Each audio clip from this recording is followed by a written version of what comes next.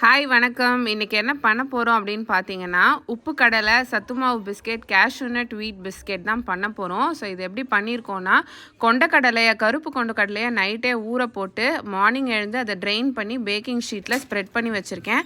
அதை ஒரு 30 minutes back பண்ணி எடுத்தால் இன்பிட்வீன் ஒரு 10 மினிட்ஸ் கேப்பில் எடுத்து அதை கொஞ்சம் கிளறி விட்டுட்டு திருப்பி வச்சு எடுத்தோன்னா உப்பு கடலை தயாராகிடும்.